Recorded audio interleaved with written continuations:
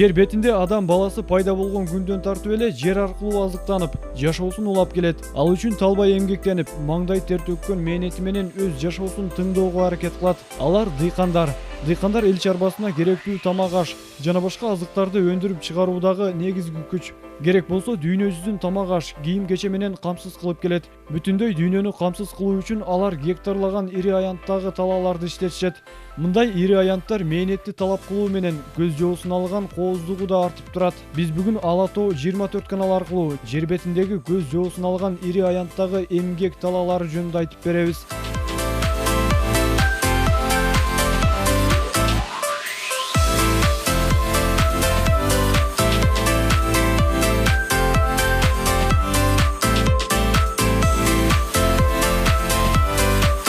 Сентябрь айында түндүк Вьетнамда күрүч талаасы туристтердин көңүлүн бурат. Күрүч талаасы түстүү өңдү берип, жүздөгөн гектар жерди ээлеп жатат. Мындай тала түндүк Вьетнамдын Хаон Кшу Пхай районунда жайгашкан.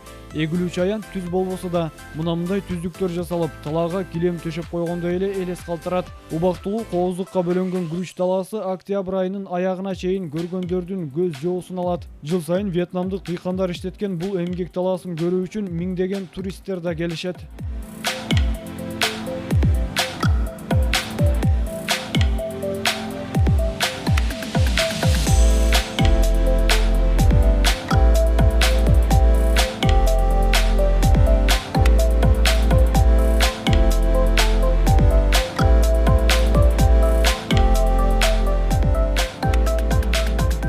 Жаздын алгачкы айларынан Голландия талааларына ар түркүн түстөгү килемдер төшүлөт. Бул килемдер кадимки жоо газын гүлү.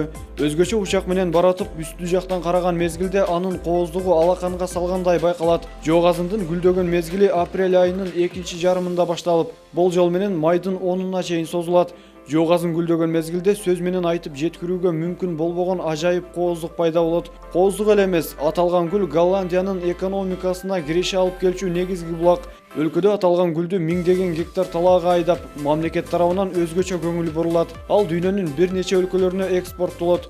Мындан улам Голландияны дүйнөнүн гүл дүкөнү деп атап коюшат. Өз учурунда голландиялыктар бул гүлдүн көчөтүн турмушка чыгып жаткан кызга сеп катары да берип келишкен.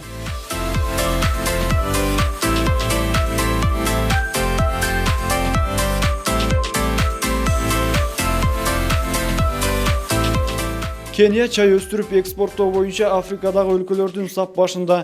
Мисалы, чайды экспорттоо менен Кения экономикасына жыл сайын 1,5 миллиард долларга жакын киреше түшөт. Мындай гектарлаган талаадагы чай жалбырактарын терип жыйноо ишинде жергиликтүүлөр эмгектенет. Алар талаада жыл бою ар 2-3 апта сайын бир ирет чогултуп турушат. Чогултуу иши жалаң гана кол эмгегин талап кылат. Өсүмдүктү эгүүдө адам аралап баса ала турган мындай жөөктөрдү калтырышат.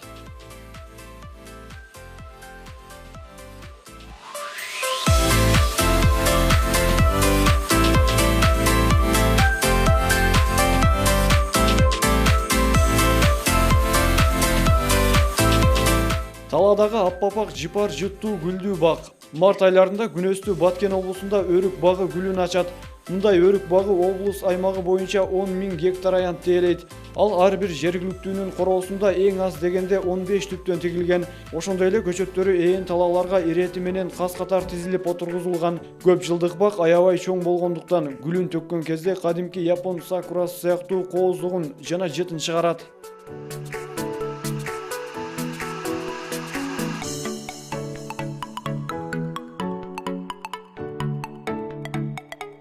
Ал эми мөмөсү бышып жетилген мезгилде жыйноо иши башталат. Мөмө ден соолукка пайдалуу болгондуктан чет өлкөлөрдөн суроо талап жогору. Жергиликтүү эл аны терип, табигый жол менен кургатышат. Кээ бирин алтын күкүрт заты менен буулап, айрым түрлөрүн кургатпастан терер замат сатышат. Облус эли өрүктү коңшу өлкөлөрдөн Европага чейин экспорттоп, орточо эсеп менен жылына 6 миллиард сомдун тегерегинде киреше табышат.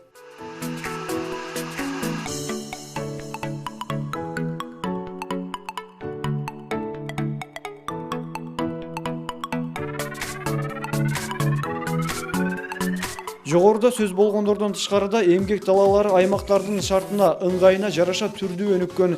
Эмгегин жер жебейт дегендей, жерди иштетип мээнет кылган адам жасаган эмгегинин үзүрүн көрүп, өзүнө эле эмес, жалпы адам затынын жакшы жашоосу үчүн себепчи болуп келет.